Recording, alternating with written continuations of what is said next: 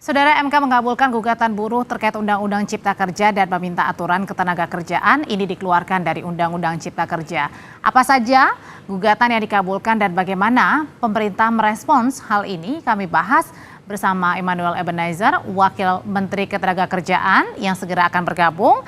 Ada juga Said Iqbal, Presiden Partai Buruh yang juga akan segera bergabung bersama kami. Dan kini yang sudah bergabung ada Bivitri Susanti, pengajar Sekolah Tinggi Hukum Jentera yang juga merupakan pakar hukum tata negara. Malam, Mbak Bivit. Ya, selamat malam. Ya, Mbak Bivit, apa sih respon pertama ketika mendengar bahwa MK ini mengabulkan sebagian gugatan tentang Undang-Undang Cipta Kerja? Saya menyambut gembira, tentu saja sangat mengapresiasi karena menurut saya sudah seharusnya seperti ini. Jadi memang dari segi metode ya, karena itu yang yang saya dalami, dari segi metode memang metode omnibus ini sangat bermasalah karena dia sebenarnya mengatur terlalu banyak undang-undang dalam satu undang-undang. Jadi putusan yang paling pentingnya adalah mengeluarkan undang-undang ketenagakerjaan jadi undang-undang tersendiri. Itu menurut saya suatu putusan yang sangat baik dan bisa jadi barangkali ini caranya supaya kita memecah kembali undang-undang omnibus itu. Karena memang banyak sekali bermasalah dari segi metode. Kemudian pasal-pasal lainnya yang tadi sudah diterangkan soal UMP, PKWT dan lain sebagainya, ini juga bagian-bagian yang sangat sering dikritik. Kami sudah sering diskusikan dengan banyak serikat buruh. Ini memang sangat menyempitkan kesempatan untuk banyak orang dalam mencari pekerjaan yang layak, sehingga saya kira sudah patut diapresiasi. Saya belum baca putusannya secara utuh, tapi saya menduga penalaran hukum dari Mahkamah Konstitusi juga baik ya, karena ini memang kalau kita lihat secara konstitusional, hak untuk mendapatkan pekerjaan untuk penghidupan yang layak itu hak asasi yang berarti artinya adalah pengabulan sebagian gugatan dari MK ini benar-benar menyentuh hati para pekerja yang selama ini banyak keresahan sekali, Mbak Bivit. Betul, menyentuh hati para pekerja dan sebenarnya bagus dalam konteks konstitusionalitas ya. Dan kita juga kalau melihat tidak hanya soal masalah atau siapa yang bahagia, siapa yang merasa disalahkan, tapi konstitusionalitas. Dari awal sebenarnya kita sudah mempermasalahkan bahwa undang-undang ini terlalu banyak hak-hak asasi yang ditentukan dalam konstitusi. Dan sebenarnya dulu sudah dibuat dengan relatif baik di Undang-Undang Ketenagakerjaan. Diacak-acaknya memang melalui Undang-Undang Cipta Kerja ini. Jadi kalau sekarang posisinya dikembalikan di awal, jadi PKWT, UMP dan lain sebagainya sebelum Undang-Undang Cipta Kerja memang sudah seperti itu. Ini yang lebih pas dalam konteks pemenuhan. Mbak Bivit, kita bahas dulu misalnya soal pekerjaan perpanjangan perjanjian kerja waktu yang maksimal adalah 5 tahun atau 5 kali perpanjangan begitu. Nah ini kan menguntungkan ya sebenarnya buat buat karyawan begitu. Nah, tapi satu sisi apakah dengan kebijakan-kebijakan ini justru membuat deg-degan nih para pemberi kerjanya, para perusahaan? Pasti deg-degan, tapi kan persoalannya adalah yang harus diperhatikan ketika ada hubungan kerja, ada jaminan untuk penghidupan yang layak nggak bagi orang itu, karena ini hak asasi. Jadi kalau seseorang pemberi kerja sudah memutuskan untuk membuat korporasi sedemikian rupa, dengan hiring konteksnya yang sedemikian rupa, maka dia pasti sudah memperhitungkan secara ekonomi. Nah persoalannya waktu Undang-Undang Cipta Kerja dibuat, banyak pengusaha yang mau meminimalkan seminimal mungkin biaya produksinya, dan yang paling mudah untuk merendahkan biaya produksi adalah dengan memperlakukan pekerja dengan cara seperti itu. Tapi sebenarnya jelek sekali loh Mbak, saya banyak sekali mendengar cerita dan sudah melakukan beberapa penelitian juga. Karena waktu PKWT waktu itu tidak dibatasi, akibatnya adalah pemberi kerja itu ibaratnya itu bisa perpanjang kontrak terus. Suka-suka gitu ya Mbak ya? Sesuka-suka. Masalahnya adalah kalau kita berdasarkan PKWT saja, maka tidak ada jaminan sosial. Jadi nggak ada kepastian soal asuransi kesehatan. BPJS oke, memang ada skemanya, tapi kan berarti tanggung jawab pemberi kerja misalnya untuk menyediakan iuran BPJS-nya jadi tidak ada. Jadi kita harus menanggung sendiri misalnya begitu. Itu masalahnya dengan perjanjian kerja waktu tertentu. Jadi tidak ada status sebenarnya. Oke, Mbak Bivit, kalau dulu kan ini isinya adalah membuka sebanyak mungkin kesempatan buat tenaga kerja asing masuk begitu ya. Nah, kalau ini sebaliknya nih, mendahulukan tenaga kerja Indonesia dengan pembatasan bagi tenaga kerja asing. Ini merupakan sesuatu hal yang baik juga begitu? Kita harus lihat nanti pelaksanaannya ya. Tapi memang kalau di level undang-undang kita belum bisa membaca secara konkret. Tapi begini, kenyataannya di lapangan yang terjadi adalah masuknya tenaga kerja asing, ternyata tenaga kerja asing yang juga unskilled. Jadi yang dibayangkan kan sebenarnya oke, kita boleh pakai tenaga kerja asing, tapi yang memang keahliannya tidak dimiliki oleh orang Indonesia. Tapi nyatanya kita lihat di beberapa smelter itu pekerja dari Cina misalnya gitu ya, RRC ya, yang didatangkan ke Indonesia menggunakan celah itu, padahal sebenarnya pekerjaan-pekerjaan mereka juga yang bisa dilakukan oleh WNI. Nah, akibatnya terjadi kesenjangan juga dari segi gaji, kemudian dari segi jaminan sosialnya, dan tentu saja kesempatan kerja jadi semakin kecil. Akibatnya di banyak tempat itu pekerja lokal itu hanya menjadi ecek-eceknya gitu ya, kerja-kerja yang tidak terlalu substantif dan tidak menimbulkan dampak yang bagus bagi perekonomian lokal. Yang diuntungkan hanya pengusahanya saja, bukan perekonomian lokal secara umum. Oke, Mbak Bivit, ini balik lagi nih keputusan MK yang salah satunya adalah memerintahkan untuk membuat Undang-Undang Cipta Kerja yang baru dengan cara mengeluarkan klaster ketenaga kerjaan. Nah, berarti ini yang sekarang ini berlakunya gimana nih, Mbak? Apakah sudah berlaku atau harus menunggu atau gimana ini? Yang putusan-putusan yang pasal-pasal tadi sebenarnya sudah langsung berlaku. Nah, tapi memang ada perintah lanjutan 19 tahun harus selesai dan itu secara keseluruhan dari Mbak Bivit, mohon maaf boleh diulangi lagi, Mbak?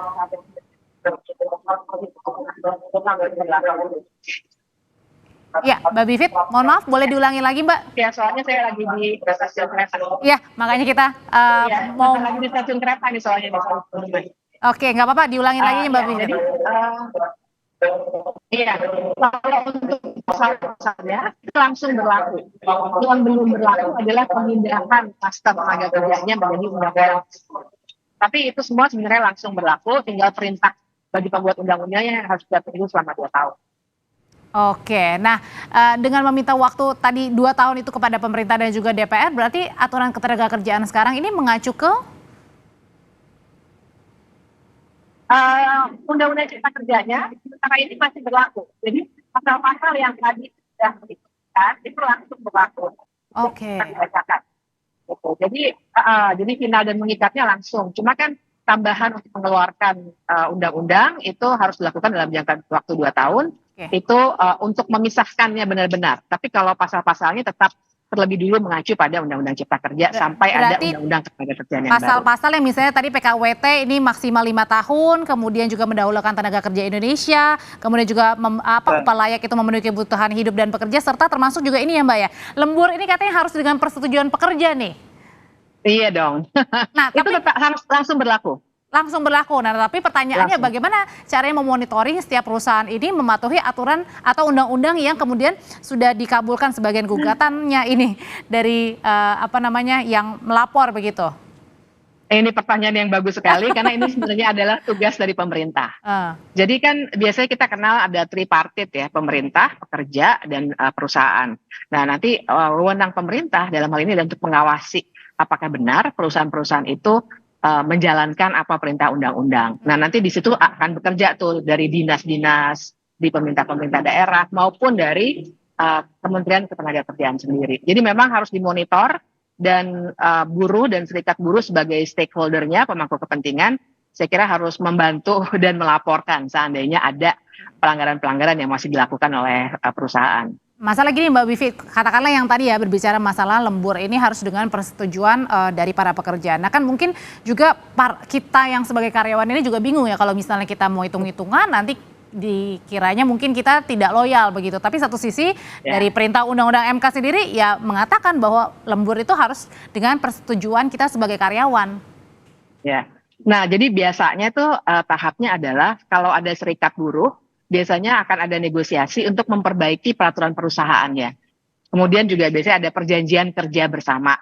Nah, itu biasanya akan dinegosiasikan dulu supaya memberikan pengaturan yang lebih konkret dan lebih jelas untuk melaksanakan undang-undang itu. Nah, tapi saya paham bahwa ketakutannya sekarang karena pasar kerjanya ramai ya, lalu kita takut dipecat juga. Tapi menurut saya itulah gunanya ada hubungan tripartit.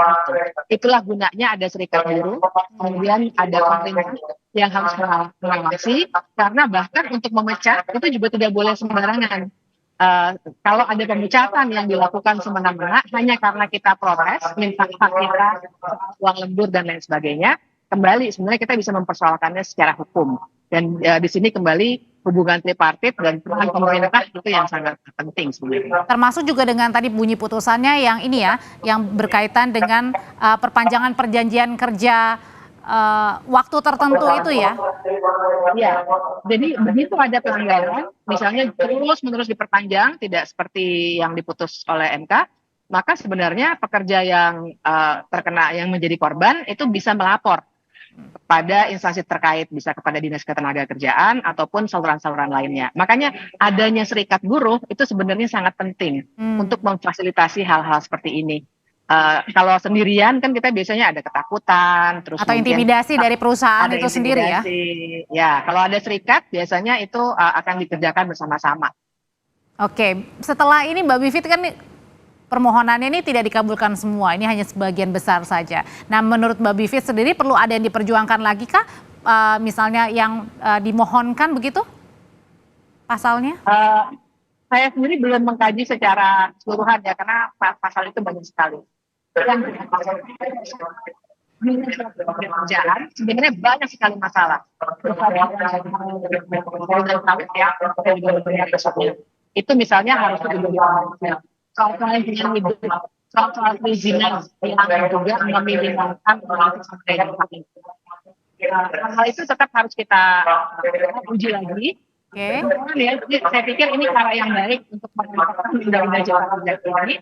Karena jangan lupa undang-undang cipta kerja ini isinya 78 undang-undang. Makanya begitu isinya agak marit gitu ya. Kalau ketenaga kerjaan, saya kira sebenarnya masih ada lagi beberapa ya. Oke, Mbak Bivit, ini saya senang banget nih karena sekarang ini kita sudah berbicara mengenai salah satu yang ini ya organisasi buruh begitu. Sudah lama tidak bertemu, ada Mbak Nining nih. Malam Mbak Nining dari Kasbi. Malam. Nah, Mbak Nining, gimana perasaannya Mbak Nining meskipun tidak dikabulkan semua tapi dikabulkan sebagian gugatan di MK, ini ngerasa lega atau masih ada yang belum sepenuhnya lega nih Mbak? Karena kan tidak dikabulkan semuanya. Iya, kalau bicara lega tentu kita belum lega ya, karena kita tahu sebenarnya watak dari kekuasaan di mana sebenarnya kalau memang patuh terhadap hukum kan sebenarnya sejak dari awal Mahkamah Konstitusi sudah memutuskan sebenarnya undang-undang ini adalah inkonstitusional gitu ya gitu. Diberikan waktu untuk 2 tahun untuk melakukan perbaikan. Tapi dalam praktek dan realitanya justru kemudian muncul perpu yang dipaksakan. Nah, seharusnya memang kalau kita lihat putusan Mahkamah Konstitusi ini mendorong ada perbaikan terhadap Undang-Undang Cipta Kerja gitu ya, di mana sebenarnya Mahkamah Konstitusi juga melihat adanya Undang-Undang Ketenagakerjaan dengan Undang-Undang Cipta Kerja ini tidak ada sinkronisasi, tidak ada harmonisasi, sehingga Undang-Undang Cipta Kerja ini bertentangan dengan prinsip-prinsip. Boleh dibesarkan lagi Mbak Nining suaranya? Ya, Mahkamah Konstitusi sebenarnya melihat Undang-Undang Ketenagakerjaan dan dengan Undang-Undang Cipta Kerja ini kan tidak ada sinkron, tidak ada harmonis gitu ya gitu, di mana Undang-Undang Cipta Kerja ini bertentangan dengan prinsip-prinsip Undang-Undang Dasar 1945. Okay. Nah, jadi kita melihatnya sebenarnya bahwa problem Omnibus Law Undang-Undang Cipta Kerja ini kan tidak hanya bicara tentang persoalan klaster ketenagakerjaan, tapi di sana ada 11 klaster, termasuk juga tentang persoalan agraria, sumber daya alam. Nah, ini kan sebenarnya kita butuh, walaupun ini ada sedikit angin segar, Nining, tapi belum Sebelum sampai ke sana, saya mau nanya dulu nih, dari beberapa putusan yang sudah gugatan yang sudah dikabulkan oleh MK kan ada mengenai misalnya PKWT yang berlaku 5 tahun, kemudian lembur juga harus dengan persetujuan pekerja, mendahulukan tenaga kerja Indonesia dan sebagainya. Mana putusan MK yang dinilai benar-benar cukup melegakan lah? Part yang mana, meskipun tadi kan tidak semuanya melegakan karena tidak semuanya disetujui kan? Iya, karena di dalam selain bicara tentang persoalan bagaimana lahirnya undang-undang ini bermasalah gitu ya gitu, tapi ada substansi yang memang baik itu di klaster kerjaan mau di klaster yang lain itu justru terjadi penurunan kesejahteraan dan kemudian mengurangi tentang bagaimana kelangsungan bekerja gitu ya gitu, termasuk juga tentang persoalan pengupahan. Kalau kita bicara substansi cukup banyak tentang persoalan kelangsungan bekerja, tentang pengupahan, tentang bagaimana para pekerja yang diprioritaskan gitu ya dalam negeri. Nah, saya melihatnya tidak hanya tentang persoalan beberapa substansi, tapi sebenarnya Mahkamah Konstitusi membuat ada bagaimana melakukan perbaikan 2 tahun tentang persoalan undang-undang ketenagakerjaan. Nah, kita tidak tahu apakah pemerintah hari ini patuh terhadap aturan hukum atau kemudian justru sebaliknya kan gitu. Nah, ini kita masih mengkhawatirkan sebenarnya. Kita padahal dari awal sebenarnya sudah ada keputusan Mahkamah Konstitusi menyatakan bahwa Omnibus Law itu inkonstitusional yang sangat bertentangan dengan konstitusi. Mbak Nining, tapi kan ini kan tadi sudah diputuskan. Kalau tadi Mbak Bivit bilang ini sebenarnya bisa langsung ya, bukan sebenarnya memang langsung kemudian diterapkan begitu. Nah, apakah juga ada kekhawatirkan dengan penerapan ini? Bagaimana sebenarnya perusahaan? Apakah taat juga dengan putusan dari MK atau tidak mungkin? Ini ada keresahan di situnya? Iya, kalau bicara keresahan tentu ada keresahan gitu ya. Karena kenapa? Walaupun pemerintah menyatakan bahwa Omnibus Law ini awal-awal tidak langsung diimplementasikan, tapi prakteknya banyak pengusaha yang kemudian memanfaatkan tentang persoalan regulasi tersebut gitu ya gitu. Nah, kita tahu watak sebagian besar para pemodal kapital di negeri ini seringkali tidak patuh terhadap hukum. Artinya bagaimana tentang persoalan pencegahan, pengawasan dan penegakan hukumnya. Jangan-jangan ini hanya kemudian nanti formalistik gitu ya untuk mengembalikan kepada Undang-Undang Ketenagakerjaan nomor 13.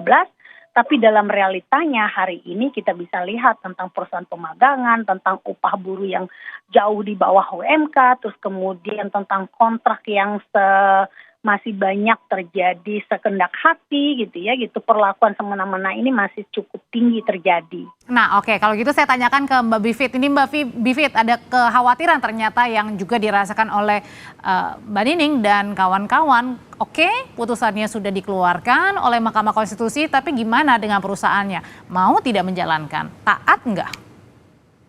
Ya, itu pasti bisa diduga ya, karena perusahaan itu kecenderungannya pasti hukum ekonomi akan mencari keuntungan yang sebesar-besarnya. Jadi saya menduga dari mereka sendiri pasti reluctant gitu, enggan untuk melaksanakan, mungkin akan cari celah-celah hukum. Misalnya bilang bahwa harus ada PP-nya dulu dan lain sebagainya. Tapi saya ingin bilang harusnya justru nih bagusnya memang kalau ada dari Kementerian Ketenagakerjaan. Kementerian Ketenagakerjaan kalau memang mereka mau membuktikan bahwa mereka adalah orang-orang yang mau membangun negara hukum, mestinya mereka akan tegaskan ke semua perusahaan bahwa ini harus langsung dilaksanakan. Kalau misalnya memang ada PP yang harus diubah, nanti along the way harus diubah. Tapi serikat-serikat buruh dan buruh secara umum juga harus sudah boleh memperjuangkan dari sekarang untuk perubahan-perubahan yang sifatnya teknis di perusahaan. Dan mereka kemudian harus mengumumkan kalau ada pelanggaran, langsung adukan ke mereka, kalau perlu bikin hotline khusus, dan mereka akan menindaklanjuti. Karena ini putusan Mahkamah Konstitusi ya, jadi harus tegas sekali pemerintah mendukungnya. Ya, sebenarnya disayangkan juga nih Mbak Bivit dan juga Mbak Nining, sebenarnya kita malam hari ini juga mengundang kan perwakilan dari Kementerian Ketenagakerjaan, namun karena satu dan lain hal berhalangan untuk menjawab hal ini. Nah, tapi itu artinya dengan tadi membuat turunannya, sebenarnya ini juga bagus dong buat kementerian Ketenagakerjaan yang juga baru dilantik para menterinya ini menjadi salah satu program 100 hari begitu, yang kemudian ini kan menjadi sesuatu angin yang segar juga buat kementerian itu sendiri kan Mbak Bivit harusnya. Ya, pas banget. Jadi kalau hari-hari ini kita lagi membicarakan soal 100 hari, kita kalau mereka memang responsif ingin menunjukkan penglihatan buruh, harusnya mereka masuk dulu. Oh, ini akan langsung masuk ke program 100 hari ini, dan kemudian apa yang akan kami lakukan langsung yang contohnya ya, misalnya pengaduannya, misalnya surat edarannya, mungkin untuk perusahaan-perusahaan dan lainnya. Ini satu yang harus langsung ditangkap untuk menunjukkan keberpihakan pemerintah yang baru kepada hukum dan juga kepada buruh. Oke, baik. Mbak Bivi, terima kasih untuk ulasannya. Mbak Nining, terima kasih juga untuk perspektifnya setelah tadi Mahkamah Konstitusi ini mengabulkan sebagian gugatan mengenai Undang-Undang Cipta Kerja. Terima kasih, selamat malam.